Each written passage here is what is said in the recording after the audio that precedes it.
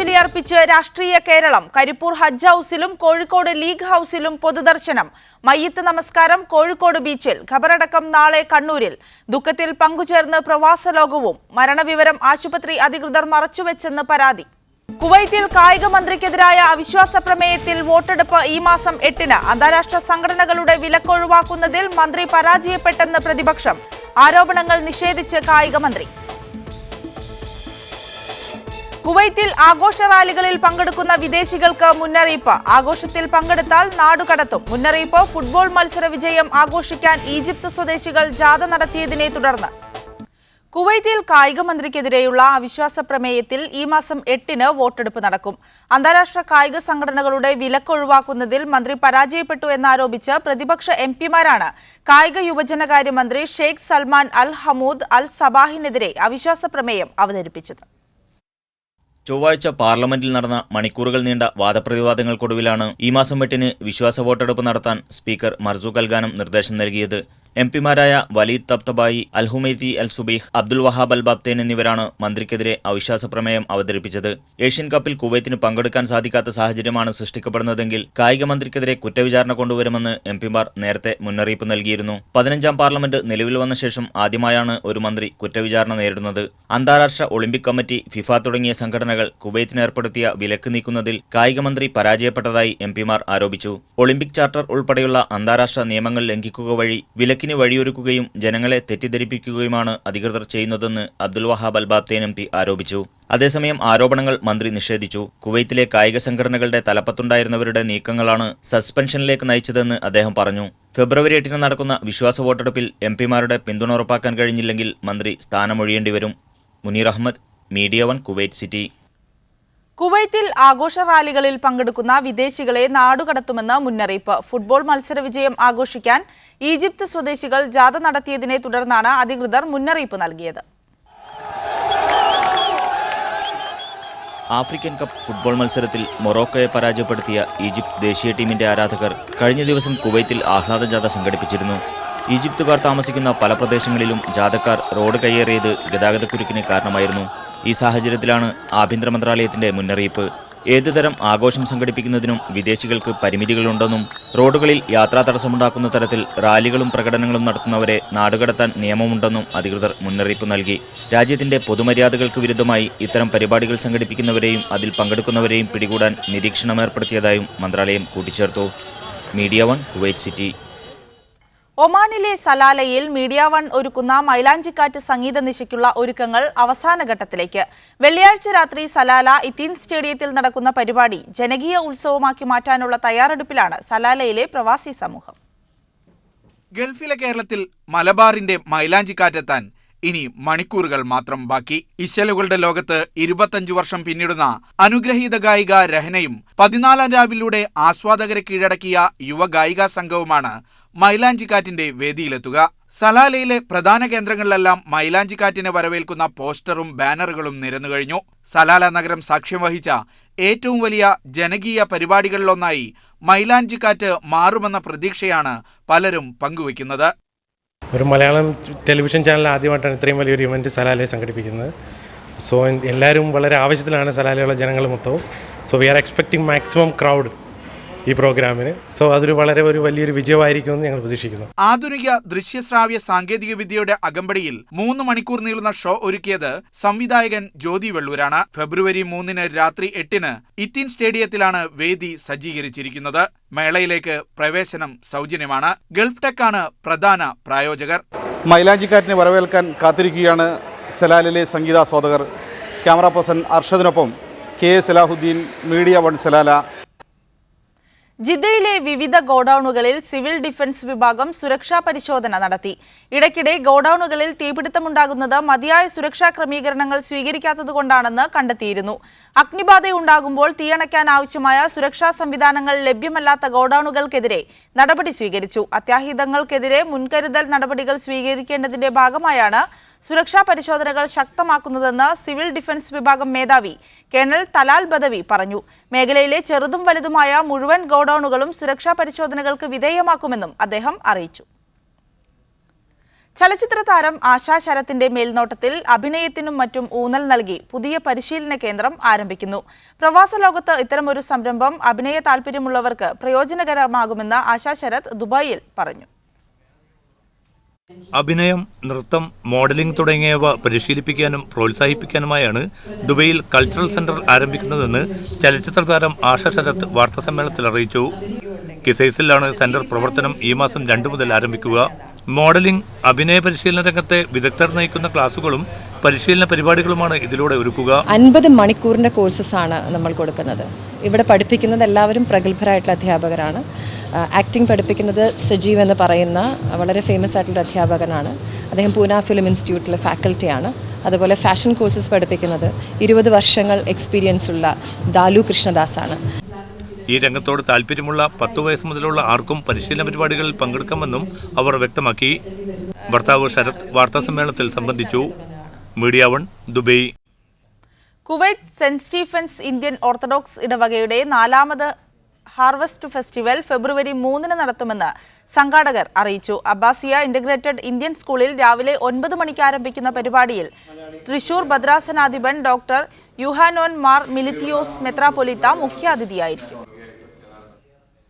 പ്രവാസി സാംസ്കാരിക വേദി റിയാദ് ഷുമേസി ഘടകം സംഘടിപ്പിക്കുന്ന കുടുംബ സംഗമം ശ്രദ്ധേയമായി. സംഗമത്തോടനുബന്ധിച്ച് വിവിധ കായിക മത്സരങ്ങളും കലാപരിപാടികളും നടന്നു. പ്രവാസി സാംസ്കാരിക വേദി മേഖലാ പ്രസിഡന്റ് അജ്മൽ ഹുസൈൻ സംഗമം ഉദ്ഘാടനം ചെയ്തു. സാംസ്കാരിക സംഗമത്തിൽ central committee vice president Khalilur Rahman Palode മുഖ്യപ്രഭാഷണം നടത്തി. ഇന്ത്യ അടിസ്ഥാനപരമായി ബഹുസ്വരത നെഞ്ചേറ്റിയ സമൂഹമാണെന്നും എന്നാൽ അടുത്ത കാലത്തായി അതിന് വിരുദ്ധമായ പ്രവണതകൾ വളർന്നുവരുന്നതായും നോട്ട് നിരോധനത്തിലൂടെ രാജ്യത്തെ BJP ഗവൺമെന്റ് കൊള്ളയടിക്കുകയായിരുന്നുവെന്നും അദ്ദേഹം പറഞ്ഞു. സലീഷ് മാസ്റ്റർ അധ്യക്ഷത വഹിച്ചു. ഫൈസൽ മാടായി, ലത്തീഫ് തച്ചി തുടങ്ങിയവർ സംസാരിച്ചു. ഷറഫുദ്ദീൻ ഇല്ലിക്കൽ സ്വാഗതം പറഞ്ഞു. കുട്ടികൾക്കും മുതിർന്നവർക്കുമായി വിവിധ കായിക മത്സരങ്ങൾ നടന്നു. കുട്ടികൾ അവതരിപ്പിച്ച വെൽക്കം ഡാൻസ്, ഒപ്പന, മൈമിംഗ്, നാടോടി നൃത്തം, ഗാനമേള തുടങ്ങിയ വൈവിധ്യമാർന്ന കലാപരിപാടികളും സംഗമത്തിൽ അരങ്ങേറി.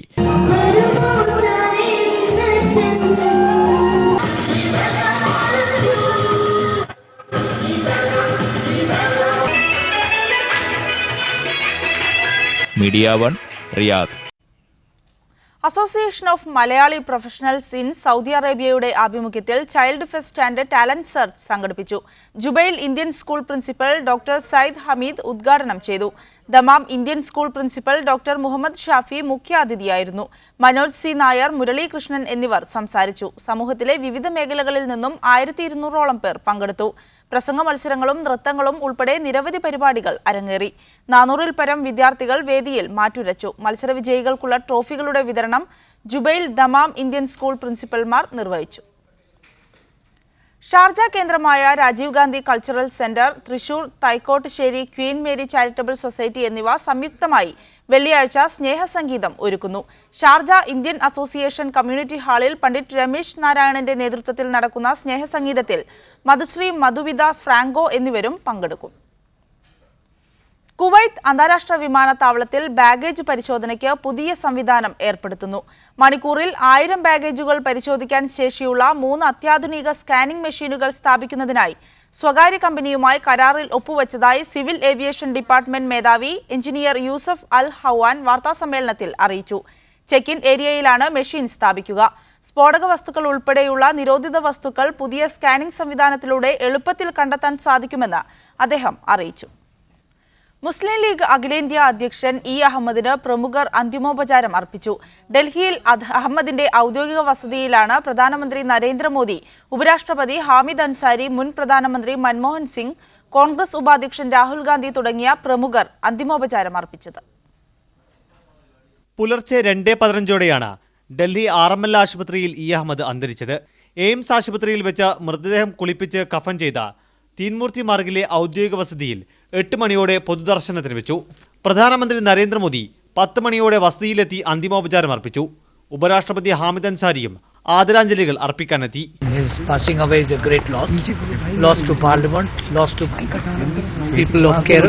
മുൻ പ്രധാനമന്ത്രി മൻമോഹൻ സിംഗ്, കേന്ദ്രമന്ത്രിമാരായ രാജ്നാഥ് സിംഗ്, അനന്ത്കുമാർ, കോൺഗ്രസ് ഉപാധ്യക്ഷൻ രാഹുൽ ഗാന്ധി, ലോക്സഭാ സ്പീക്കർ സുമിത്ര മഹാജൻ, AK ആന്റണി, മല്ലികാർജ്ജുൻ ഖാർഗെ തുടങ്ങിയവരും അന്തിമോപചാരം അർപ്പിച്ചു. പിന്നോക്ക ന്യൂനപക്ഷ പ്രശ്നങ്ങളിൽ അദ്ദേഹം സജീവമായി ഇടപെട്ടിരുന്നു. അതോടൊപ്പം തന്നെ തൻ്റെ ജന്മനാടായ കേരളത്തിലെ ജനങ്ങളെ ബാധിക്കുന്ന എല്ലാ ജനകീയ പ്രശ്നങ്ങളിലും അഹമ്മദ് സാഹിബിന് ശ്രദ്ധയുണ്ടായിരുന്നു, പാർലമെന്റ് അകത്തും പുറത്തും. പ്രതിപക്ഷ നേതാവ് രമേശ് ചെന്നിത്തലയും കേരളത്തിൽ നിന്നുള്ള മുഴുവൻ എംപിമാരും ആദരാഞ്ജലികൾ അർപ്പിച്ചു. 11 മണിയോടെ നടന്ന മയ്യത്ത് നമസ്കാരത്തിന് മൂത്ത മകൻ റയീസ് അഹമ്മദ് നേതൃത്വം നൽകി. തുടർന്ന് 12 മണിയോടെ ഭൗതിക ശരീരം കേരളത്തിലേക്ക് കൊണ്ടുപോയി. 1/4 നൂറ്റാണ്ടുകാലം തന്റെ പ്രവർത്തന മണ്ഡലമായിരുന്ന പാർലമെന്റിൽ അവസാന മിടുപ്പും ചെലവഴിച്ചാണ് തന്നെ താനാക്കിയ പിറന്ന മണ്ണിലേക്ക് ഇ അഹമ്മദ് അന്ത്യയാത്രയായത്. ഡൽഹിയിൽ നിന്നും റിപ്പോർട്ടർ ലിജോ വർഗീസിനും ക്യാമറ പേഴ്സൺസ് അനൂപ് സിപിക്കും CR രജിത്തിനുമൊപ്പം സവാദ് മുഹമ്മദ്, മീഡിയ 1. അത്യന്തം നാടകീയ രംഗങ്ങൾക്കൊടുവിലാണ് ഇ അഹമ്മദിന്റെ മരണം ഡൽഹി RML ആശുപത്രി അധികൃതർ സ്ഥിരീകരിച്ചത്. അഹമ്മദിനെ കാണുന്നതിന് ബന്ധുക്കളെ അടക്കം വിലക്കിയത് ദുരൂഹതയുണ്ടാക്കി. രാത്രി വൈകി ആശുപത്രിയിലെത്തിയ കോൺഗ്രസ് അധ്യക്ഷ സോണിയാഗാന്ധിയും ഉപാധ്യക്ഷൻ രാഹുൽ ഗാന്ധിയും ഇടപെട്ടെങ്കിലും പരിഹാരമായില്ല. ഒടുവിൽ ശക്തമായ പ്രതിഷേധത്തിന് ശേഷം ബന്ധുക്കൾ ഇ അഹമ്മദിനെ കാണുമ്പോഴേക്കും അദ്ദേഹം മരിച്ചിരുന്നു. അതീവ പരിചരണ വിഭാഗത്തിൽ നിന്ന് ഉച്ചയോടെ വെന്റിലേറ്ററിലേക്ക് മാറ്റിയ ഇ അഹമ്മദിന്റെ ആരോഗ്യനില സംബന്ധിച്ച യാതൊരു വിവരവും പുലർച്ചെ മരണം സ്ഥിരീകരിക്കുന്നതുവരെ ലഭിച്ചിരുന്നില്ല. സന്ദർശകരെ പൂർണ്ണമായും വിലക്കിയിരുന്നു. വൈകിട്ട് 6 മണിയോടെ ആശുപത്രിയിലെത്തിയ മക്കൾക്കും മരുമകനും അദ്ദേഹത്തെ കാണാനോ ചികിത്സാ വിവരങ്ങൾ കൈമാറാനോ തയ്യാറായില്ല. എൻ്റെ സ്വന്തം പിതാവിനെ കാണാൻ എനിക്ക് അവകാശമില്ലെങ്കിൽ എന്താ ഈ നാട്ടിന്റെ സ്ഥിതി? വിവരമറിഞ്ഞ് കോൺഗ്രസ് അധ്യക്ഷ സോണിയാഗാന്ധി, ഉപാധ്യക്ഷൻ രാഹുൽ ഗാന്ധി, മുതിർന്ന നേതാക്കളായ ഗുലാം നബി ആസാദ്, അഹമ്മദ് പട്ടേൽ എന്നിവർ അർദ്ധരാത്രിയോടെ ആശുപത്രിയിലെത്തി പ്രതിഷേധിച്ചു. രാഹുൽ ഗാന്ധിയുടെ നേതൃത്വത്തിൽ ആശുപത്രി അധികൃതരുമായി ചർച്ചയും നടത്തി. എന്നിട്ടും ഫലം കണ്ടില്ല. ഡോക്ടർമാരായ മകളുടെയും മരുമകന്റെയും സാന്നിധ്യത്തിൽ അഹമ്മദിനെ പരിശോധിക്കണമെന്ന ആവശ്യം പരിഗണിക്കുന്നതിന് പകരം കൂടുതൽ സുരക്ഷാ ഉദ്യോഗസ്ഥരെ അണിനിരത്തി ഭീതി സൃഷ്ടിക്കുകയാണ് അധികൃതർ ചെയ്തത്. സഹികെട്ട് എംപിമാരായ MK Raghavan, Anto Antony, ET Muhammad Basheer, AP Abdul Wahab എന്നിവരുടെ നേതൃത്വത്തിൽ പ്രതിഷേധം ശക്തമായി.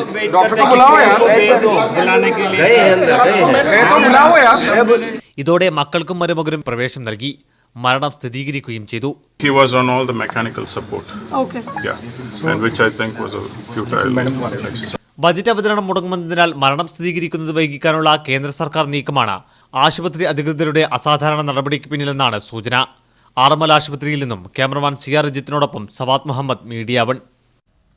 ഇ അഹമ്മദിന്റെ പ്രധാന തട്ടകം കൂടിയായിരുന്നു ഗൾഫ് നാടുകൾ. ലീഗ് അനുഭാവികളായ പ്രവാസികൾക്ക് ആവേശം പകർത്താൻ സ്ഥിരമായി ഗൾഫിലെത്താൻ അഹമ്മദ് മറന്നിരുന്നില്ല. പ്രിയ നേതാവിന്റെ വിയോഗത്തിൽ കടുത്ത ദുഃഖം അനുഭവിക്കുകയാണ് പാർട്ടി അനുഭാവികൾക്കൊപ്പം പ്രവാസ ലോകവും. ഗൾഫ് മേഖലയിൽ ചേക്കേറിയ മലയാളികൾക്ക് എന്നും ആവേശമായിരുന്നു ഇ അഹമ്മദ്.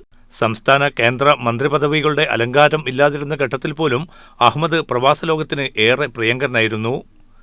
പ്രവാസി പ്രശ്നങ്ങളിൽ എന്നും ഉറച്ച നിലപാട് സ്വീകരിക്കാൻ ഇ അഹമ്മദ് മനസ്സുവെച്ചു. പ്രവാസികൾക്ക് വേണ്ടി സാധ്യമായ എല്ലാ നിലയ്ക്കും അഹമ്മദ് ഇടപെടലും നടത്തി. വിമാന കമ്പനികളുടെ സീസൺ കൊള്ളയ്ക്കെതിരെ പാർലമെന്റിലും പുറത്തും ശബ്ദമുയർത്തിയ അഹമ്മദ് പ്രവാസികൾ അകപ്പെട്ട വിഷമഘട്ടങ്ങളിൽ അവർക്ക് താങ്ങാകാൻ ഗൾഫ് നാടുകളിൽ ഓടിയെത്തുകയും ചെയ്തു. ഷാർജയിലും ദുബായിലുമുള്ള ഓരോ വ്യക്തികളെ കുറിച്ച് പേരെടുത്ത് തന്നെ അദ്ദേഹത്തിന് അറിയാം. കാരണം അത്രമാത്രം ആഴത്തിലുള്ള ബന്ധമാണ് ഇ അഹമ്മദ് സാഹിബിനുള്ളത്. ഇനി അങ്ങനെ ഒരു നേതാവിനെ നമുക്ക് കേരളത്തിൻ്റെ കാര്യങ്ങൾ എത്രയും മാത്രം അഗാധമായ അറിവുള്ളൊരു വ്യക്തിയെക്കുറിച്ച് നമുക്കിനി കിട്ടില്ല. മിക്ക ഗൾഫ് ഭരണാധികാരികളുമായും അടുത്ത സുഹൃത്ത് ബന്ധം നിലനിർത്താൻ സാധിച്ച നേതാവ് കൂടിയായിരുന്നു അഹമ്മദ്. കേന്ദ്ര വിദേശകാര്യ സഹമന്ത്രിയായിരിക്കെ പ്രവാസിക്ഷേമം മുൻനിർത്തി അഹമ്മദ് കൈക്കൊണ്ട നടപടികൾ നിരവധി.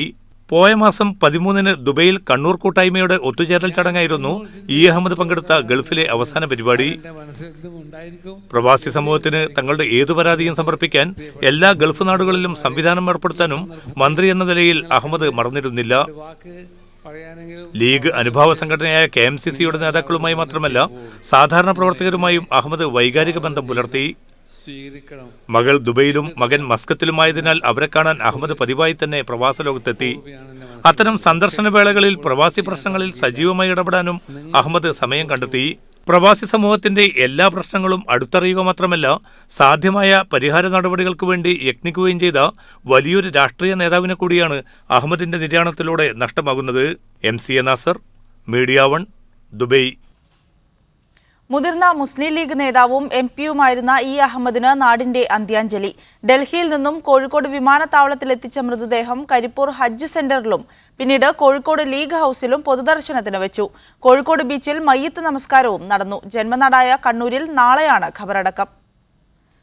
വാർത്തയുടെ കൂടുതൽ വിവരങ്ങൾ നൽകാൻ കണ്ണൂരിൽ നിന്നും ഞങ്ങളുടെ പ്രതിനിധി സുനിൽ ഐസക് ഉണ്ട്. സുനിൽ, എപ്പോഴായിരിക്കും അദ്ദേഹത്തിന്റെ മൃതദേഹം കണ്ണൂരിലെത്തുക? എന്തൊക്കെയാണ് വിവരങ്ങൾ?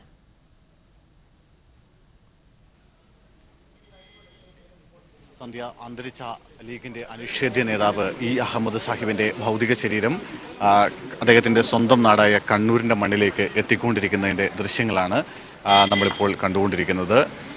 നൂറുകണക്കിന് ആളുകൾ അദ്ദേഹത്തെ അവസാനമായി ഒരു നോക്ക് കാണുന്നതിനായി കണ്ണൂരിലെ അദ്ദേഹത്തിന്റെ താണയിലുള്ള സിത്താര എന്ന ഭവനത്തിൽ എത്തിച്ചേർന്നിട്ടുണ്ട്. മുസ്ലിം ലീഗിന്റെ നേതാക്കൾ KPA മജീദ്, MK മുനീർ, ഒപ്പം KM ഷാജി, അങ്ങനെ അനവധിയായ നേതാക്കളും ഒപ്പം നൂറുകണക്കിന് പ്രവർത്തകരും ഈ സമയം ഈ വൈകിയ വേളയിലും ഇവിടെ കാത്തു നിൽക്കുകയാണ്. ഇപ്പോൾ മൃതദേഹം വഹിച്ചുകൊണ്ടുള്ള വാഹനം ഇപ്പോൾ അദ്ദേഹത്തിന്റെ വീടായ കണ്ണൂർ താണയിലെ അദ്ദേഹത്തിന്റെ വീടായ സിത്താരയ്ക്ക് മുന്നിൽ എത്തിയിരിക്കുന്നു. അവിടെ നിന്ന് മൃതദേഹം ഇപ്പോൾ ആംബുലൻസ് വാഹനത്തിൽ നിന്ന് പുറത്തേക്ക് ഇറക്കിക്കൊണ്ടിരിക്കുകയാണ്. ലീഗിന്റെ പ്രവർത്തകരും അതുപോലെ തന്നെ വളണ്ടിയേഴ്സും നേതാക്കളും മറ്റും ചേർന്ന് ഇപ്പോൾ മൃതദേഹം പുറത്തേക്ക് എടുക്കുകയാണ്. ഒരുപക്ഷെ അഹമ്മദ് സാഹിബിന്റെ മരണവാർത്ത അറിഞ്ഞതു മുതൽ തന്നെ നൂറുകണക്കിന് ആളുകൾ അദ്ദേഹത്തിന്റെ വീട്ടിലേക്ക് ഈ സിത്താര എന്ന ഈ ഭവനത്തിലേക്ക് എത്തിക്കൊണ്ടിരിക്കുകയായിരുന്നു, ഒഴുകിയെത്തുകയായിരുന്നു എന്ന് പറയാം. കേരള മുഖ്യമന്ത്രി പിണറായി വിജയനും MLA-മാർ, വിവിധ രാഷ്ട്രീയ കക്ഷി നേതാക്കൾ തുടങ്ങിയവരൊക്കെ രാവിലെ മുതൽ തന്നെ ഇവിടെ വീട്ടിലെത്തിയിരുന്നു. അനുശോചനം അർപ്പിക്കാനായി എത്തിയിരുന്നു, ആദരാഞ്ജലി അർപ്പിക്കാൻ വേണ്ടി എത്തിയിരുന്നു. ഇപ്പോൾ മന്ത്രി കടന്നപ്പള്ളി രാമചന്ദ്രൻ സംസ്ഥാന സർക്കാരിനെ പ്രതിനിധീകരിച്ച് ഇവിടെയുണ്ട്. അദ്ദേഹവും അതുപോലെ തന്നെ ജില്ലാ പോലീസ് മേധാവി, വിവിധ രാഷ്ട്രീയ കക്ഷികളുടെ നേതാക്കൾ തുടങ്ങിയവരൊക്കെ ഇപ്പോൾ ഇവിടെയുണ്ട്. മൃതദേഹം കോഴിക്കോട് മയ്യത്ത് നമസ്കാരത്തിന് ശേഷം കോഴിക്കോട് കടപ്പുറത്ത് നിന്നെത്തിയ മൃതദേഹം ഇപ്പോൾ അദ്ദേഹത്തിന്റെ വീടിന് മുന്നിൽ മൃതദേഹം വഹിച്ചുകൊണ്ടുള്ള വാഹനം എത്തിക്കഴിഞ്ഞിരിക്കുന്നു. മൃതദേഹം വീട്ടിൽ പൊതുദർശനത്തിന് വയ്ക്കാനുള്ള ഒരുക്കങ്ങൾ ആണ് ഇനി നടക്കേണ്ടത്. ഞാൻ മുമ്പ് പറഞ്ഞതുപോലെ ലീഗിന്റെ നേതാക്കൾ, വളണ്ടിയർമാർ, ഒപ്പം പ്രവർത്തകർ തുടങ്ങിയവരെല്ലാവരും ചേർന്ന് മൃതദേഹം ഇപ്പോൾ പുറത്തേക്ക് എടുക്കുകയാണ്. അതിന്റെ ദൃശ്യങ്ങളാണ് പ്രേക്ഷകർ ഇപ്പോൾ കണ്ടുകൊണ്ടിരിക്കുന്നത്. നാളെ രാവിലെ 8:30 മണി വരെ മൃതദേഹം ഇവിടെ വീട്ടിൽ പൊതുദർശനത്തിന് വയ്ക്കും. അതിനുശേഷമാവും മൃതദേഹം 8:30 മണിയോടുകൂടി കണ്ണൂർ കോർപ്പറേഷൻ ഓഫീസിന് സമീപം പ്രത്യേകം സജ്ജീകരിച്ച സ്ഥലത്തേക്ക് മൃതദേഹം പൊതുദർശനത്തിനായി കൊണ്ടുപോവുക. 8:30 മുതൽ 10 മണി വരെ അഹമ്മദ് സാഹിബിന്റെ മൃതദേഹം അദ്ദേഹത്തിന്റെ ജന്മനാടായ കണ്ണൂരിൽ കണ്ണൂർ കോർപ്പറേഷനോട് ചേർന്നുള്ള ഹാളിൽ പൊതുദർശനത്തിന് വയ്ക്കും. തുടർന്ന് 10 മണിക്ക് മൃതദേഹം വിലാപയാത്രയായി പ്ലാസ ആയിക്കര വഴി സിറ്റി ജുമാ മസ്ജിദിൽ ഖബറടക്കും. വളരെ വികാരനിർഭരമായ ഒരു അന്തരീക്ഷത്തിൽ ഈ അഹമ്മദിന്റെ കേരള രാഷ്ട്രീയത്തിലെ എക്കാലത്തെയും സജീവ സാന്നിധ്യമായിരുന്ന ഇന്ത്യൻ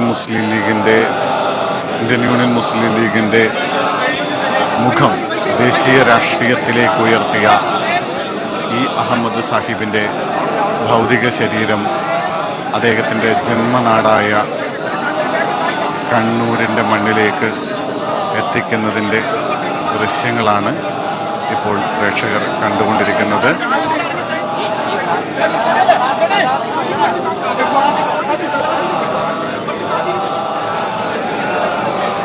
നമുക്കറിയാം സുനിൽ, ഏതെല്ലാം പ്രമുഖരാണ് ഇപ്പോൾ അദ്ദേഹത്തിന്റെ വസതിയിലുള്ളത്? എക്കാലത്തെയും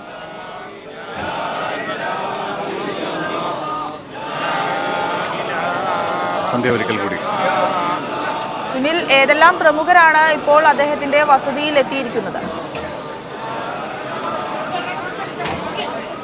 സന്ധ്യ, സംസ്ഥാന സർക്കാരിനെ പ്രതികരിച്ച മന്ത്രി കടന്നപ്പള്ളി രാമചന്ദ്രൻ ഇവിടെയുണ്ട്. ഒപ്പം മുസ്ലിം ലീഗിന്റെ പ്രമുഖരായ നേതാക്കൾ MK മുനീർ, അതുപോലെ KPA Majeed, KM Shaji MLA, ലീഗിന്റെ സംസ്ഥാന വൈസ് പ്രസിഡന്റ് അബ്ദുൽ ഖാദർ മൗലവി തുടങ്ങി നമുക്ക് ഇപ്പോൾ കാണാൻ കഴിയുന്നത് നിരവധിയായ നേതാക്കൾ ഇവിടെയുണ്ട്. ഒപ്പം മുസ്ലിം ലീഗിന്റെ പ്രാദേശിക നേതാക്കൾ, അനവധിയായ പ്രാദേശിക നേതാക്കൾ, നൂറുകണക്കിന് പ്രവർത്തകരെല്ലാം ഇവിടെ എത്തിച്ചേർന്നിട്ടുണ്ട്. ജില്ലാ പോലീസ് മേധാവി, മറ്റ് വിവിധ രാഷ്ട്രീയ കക്ഷികളുടെ നേതാക്കൾ തുടങ്ങിയവരൊക്കെ ഇപ്പോൾ ഇവിടെയുണ്ട്. മൃതദേഹം ഇപ്പോൾ അദ്ദേഹത്തിൻ്റെ വീടിനുള്ളിലേക്ക് എത്തിച്ചിരിക്കുകയാണ്. ഇവിടെ അദ്ദേഹത്തിൻ്റെ മകളും അടുത്ത ബന്ധുക്കളും അടക്കമുള്ള ആളുകൾ ഇവിടെയുണ്ട്. സുനിൽ, തുടരുക. അതിലേക്ക് തിരിച്ചു വരാം. അതിനുശേഷം ഒരു ഇടവേളയ്ക്ക് ശേഷം നമുക്ക് അതിലേക്ക് തന്നെ മടങ്ങിയെത്താം. അന്തരിച്ച മുസ്ലിം ലീഗ് നേതാവ് അഹമ്മദിന്റെ മൃതദേഹം ഇപ്പോൾ വസതിയിൽ എത്തിച്ചിരിക്കുകയാണ്. അവിടെ ഇപ്പോൾ അദ്ദേഹത്തിന്റെ മൃതദേഹം പൊതുദർശനത്തിന് വെച്ചിരിക്കുകയാണ്. നിരവധി പ്രമുഖരാണ് അദ്ദേഹത്തിന്റെ വസതിയിൽ എത്തിയിരിക്കുന്നത് അന്തിമോപചാരം അർപ്പിക്കുന്നതിനായി. അതിന്റെ ദൃശ്യങ്ങളാണ് ഇപ്പോൾ നിങ്ങൾ കണ്ടുകൊണ്ടിരിക്കുന്നത്. കൂടുതൽ വിവരങ്ങളുമായി ഞങ്ങളുടെ പ്രതിനിധി സുനിൽ ഐസക് ചേരുന്നു. സുനിൽ, ഏതെല്ലാം പ്രമുഖരാണ് ഇപ്പോൾ അദ്ദേഹത്തിന്റെ വസതിയിൽ എത്തിയിരിക്കുന്നത്? നാളെ എപ്പോഴാണ് സംസ്കാരം നടക്കുക? എന്തൊക്കെയാണ് ഇത് സംബന്ധിച്ച വിവരങ്ങൾ?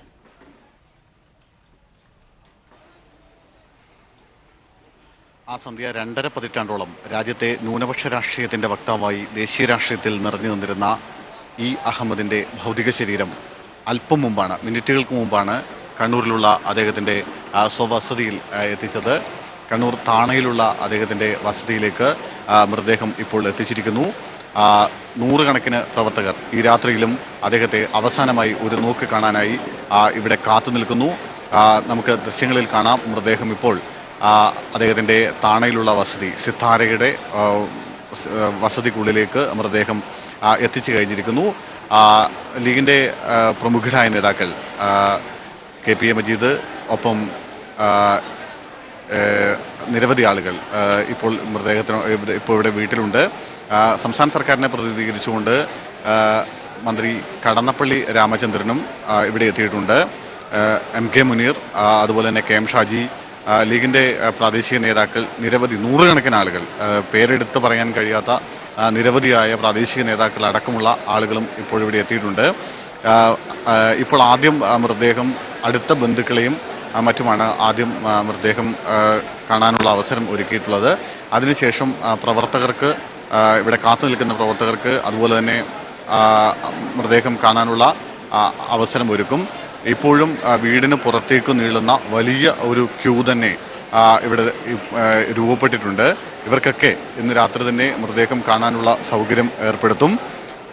നാളെ രാവിലെ 8 മണി വരെയാണ് മൃതദേഹം ഇവിടെ പൊതുദർശനത്തിന് വെക്കുക. തുടർന്ന് 8 മണിയോടുകൂടി മൃതദേഹം ഇവിടെ നിന്ന് കണ്ണൂർ കോർപ്പറേഷൻ ഓഫീസിലേക്ക് സമീപം തയ്യാറാക്കിയിട്ടുള്ള പ്രത്യേക സ്ഥലത്തേക്ക് മൃതദേഹം കൊണ്ടുപോകും. അവിടെയാണ് 10 മണി വരെ മൃതദേഹം പൊതുദർശനത്തിന് വെക്കുക. നമുക്കറിയാവുന്നതുപോലെ കണ്ണൂരായിരുന്നു അഹമ്മദിൻ്റെ ജന്മസ്ഥലവും ഒപ്പം ആദ്യകാല രാഷ്ട്രീയ തട്ടകവും. ഇവിടെ നിന്നാണ് പാർലമെന്ററി രംഗത്തേക്ക് അഹമ്മദ് എത്തുന്നത്. ആദ്യം 1967 3ാം കേരള നിയമസഭയിൽ അദ്ദേഹം അംഗമായി തിരഞ്ഞെടുക്കപ്പെടുന്നത് ഇവിടെ നിന്നാണ്. തുടർന്ന് 79 മുതൽ കണ്ണൂർ നഗരസഭയുടെ ചെയർമാനായിരുന്നു. 88ലും അദ്ദേഹം കണ്ണൂർ നഗരസഭ അംഗമായിരുന്നു. 79 മുതൽ 83 വരെ 3 വർഷക്കാലം അദ്ദേഹം കണ്ണൂരിൽ നഗരസഭയുടെ ചെയർമാനായിരുന്ന കാലഘട്ടത്തിലാണ് ഒരുപക്ഷെ ഇന്ന് കാണുന്ന രീതിയിലേക്ക് കണ്ണൂരിൻ്റെ ഒരു മുഖച്ഛായ തന്നെ മാറ്റി എഴുതിയ ഒരു രാഷ്ട്രീയ തന്ത്രജ്ഞനായിരുന്നു, അല്ലെങ്കിൽ ഒരു വികസന നായകനായിരുന്നു. കണ്ണൂരിൻ്റെ എക്കാലത്തെയും വികസന നായകരിൽ ഒരാളായി വിശേഷിപ്പിക്കാൻ കഴിയുന്ന ഒരാളായിരുന്നു അഹമ്മദ്. അതുകൊണ്ട് തന്നെ ഈ നാടുമായും ഇവിടുത്തെ വ്യക്തികളുമായും ഒരുപക്ഷെ ഓരോ ആളുകളെയും പേരെടുത്ത് വിശേഷിപ്പിക്കാൻ കഴിയുന്ന, വിളിക്കാൻ കഴിയുന്ന അത്ര അടുത്ത ആത്മബന്ധം അദ്ദേഹത്തിന് ഈ നാടുമായി, ഈ കണ്ണൂരെന്ന മണ്ണുമായി ഉണ്ട്. കാരണം ഏറെക്കാലം പതിറ്റാണ്ടുകളോളം ഒരുപക്ഷെ കണ്ണൂരിലെ മുസ്ലിം ലീഗിൻ്റെ ജില്ലാ പ്രസിഡന്റ് പദവിയിലിരുന്ന ആളാണ് അദ്ദേഹം. അതുകൊണ്ട് തന്നെ ഇവിടുത്തെ ഓരോ പ്രവർത്തകർക്കും അദ്ദേഹവുമായി ഏറെ വൈകാരികമായ ഒരു ആത്മബന്ധമുണ്ട്, അത്ര അടുപ്പമുണ്ട്. അതുകൊണ്ട് തന്നെ അദ്ദേഹത്തെ അവസാനമായി ഒരു നോക്ക് കാണാൻ രാത്രി ഏറെ വൈകിട്ടും നൂറുകണക്കിന് ആളുകൾ ഇപ്പോഴും ഇവിടെ എത്തിക്കൊണ്ടിരിക്കുന്നു എന്നുള്ളത് അദ്ദേഹത്തിന് കണ്ണൂരിലെ ജനങ്ങളുമായി, സാധാരണക്കാരായ മനുഷ്യരുമായുള്ള ബന്ധത്തെ കൂടിയാണ് സൂചിപ്പിക്കുന്നത്. ഇപ്പോൾ മരണവിവരം അറിഞ്ഞതു മുതൽ തന്നെ അദ്ദേഹത്തിൻ്റെ താണയിലുള്ള സിത്താര എന്ന വീട്ടിലേക്ക് നൂറുകണക്കിന് ആളുകൾ, നിരവധി വിവിധ രാഷ്ട്രീയ പാർട്ടികളിൽപ്പെട്ട ആളുകൾ ഒക്കെ ഒഴുകിയെത്തിക്കൊണ്ടിരുന്നു. മുഖ്യമന്ത്രി പിണറായി വിജയൻ, ഒപ്പം മുൻമന്ത്രി ഇ പി ജയരാജൻ, അങ്ങനെ നിരവധിയായ ആളുകൾ ഈ കഴിഞ്ഞ മണിക്കൂറിനുള്ളിൽ ഇവിടെ എത്തുകയും ബന്ധുക്കളെയും അതുപോലെ തന്നെ അടുത്ത സുഹൃത്തുക്കളെയും മറ്റും ആശ്വസിപ്പിക്കുകയും ഒക്കെ ചെയ്തിരുന്നു. എന്തായാലും 10 മണിയോടുകൂടിയായിരുന്നു കോഴിക്കോട് നിന്ന് ഇദ്ദേഹത്തിൻ്റെ മൃതദേഹവും വഹിച്ചുകൊണ്ടുള്ള ആംബുലൻസ് പുറപ്പെട്ടത്. അല്പം മുമ്പ് മൃതദേഹം ഇവിടെ എത്തിച്ചേർന്നിരിക്കുന്നു. പാർട്ടി പ്രവർത്തകരും മറ്റും ചേർന്ന് അദ്ദേഹത്തിൻ്റെ മൃതദേഹം ഇവിടെ വീടിനുള്ളിലേക്ക് എത്തിച്ചിട്ടുണ്ട്. ഇപ്പോൾ നമുക്ക് ദൃശ്യങ്ങളിൽ കാണാം, ബന്ധുക്കളും നേതാക്കളും അടക്കമുള്ള ആളുകൾ അദ്ദേഹത്തിന് ആദരാഞ്ജലികൾ അർപ്പിച്ചുകൊണ്ടിരിക്കുകയാണ്. നാളെ രാവിലെ 8:30 മണി വരെ ഇവിടെ മൃതദേഹം പൊതുദർശനത്തിന് വയ്ക്കും. തുടർന്ന് 8:30 മണിയോടുകൂടി മൃതദേഹം കോർപ്പറേഷൻ ഹാളിൽ സമീപം തയ്യാറാക്കിയിട്ടുള്ള പ്രത്യേക സ്ഥലത്തേക്ക് മൃതദേഹം പൊതുദർശനത്തിനായി കൊണ്ടുപോകും. 10 മണി വരെയായിരിക്കും ഇവിടെ മൃതദേഹം പൊതുദർശനത്തിന് വയ്ക്കുക. 10 മണിക്ക് പ്ലാസ ആയിക്കര വഴി വിലാപയാത്രയായി മൃതദേഹം സിറ്റി ജുമാ മസ്ജിദിലെത്തിക്കും. ഒരുപക്ഷെ ഒരു അവസാന തീരുമാനത്തിലേക്ക് എത്തിയിട്ടില്ല. അദ്ദേഹം രൂപം നൽകിയ, അദ്ദേഹം തന്നെ നട്ട് വളർത്തിയ ഒരു പ്രസ്ഥാനമാണ് ദീനുൽ ഇസ്ലാം സഭയും ട്രസ്റ്റും. അവരുടെ ദീനുൽ ഇസ്ലാം സഭയുടെ ഒരു സ്കൂളുണ്ട് കണ്ണൂർ സിറ്റിയിൽ. അവിടെ മൃതദേഹം 10 മിനിറ്റ് എങ്കിലും പൊതുദർശനത്തിന് വെക്കണമെന്ന് അവർ ആവശ്യപ്പെട്ടിട്ടുണ്ട്. ഒരുപക്ഷെ അവിടെ കൂടി മൃതദേഹം പൊതുദർശനത്തിന് വെച്ചേക്കും. തുടർന്ന് 11 മണിക്കാണ് ഇപ്പോൾ ഖബറടക്കം നിശ്ചയിച്ചിട്ടുള്ളത്. 11 മണിക്ക് പാണക്കാട് ഹൈദരലി ശിഹാബ് തങ്ങളാണ് മയ്യത്ത് നമസ്കാരത്തിന് നേതൃത്വം നൽകുക. തുടർന്ന് കണ്ണൂർ സിറ്റി ജുമാ മസ്ജിദ് ഖബർസ്ഥാനിൽ അറക്കൽ രാജവംശത്തിൻ്റെ സ്ഥലത്താണ് ഇദ്ദേഹത്തിൻ്റെ മൃതദേഹം ഖബറടക്കുക. ഒരു കാലത്ത് ലീഗിൻ്റെ സ്ഥാപക നേതാക്കളിൽ ഒരാൾ കൂടിയായിരുന്ന കണ്ണൂരിലെ വളരെ പ്രശസ്തനായ അബ്ദുൾ റഹ്മാൻ ആലി രാജയുടെ ഖബറിടത്തിന് അടുത്താണ്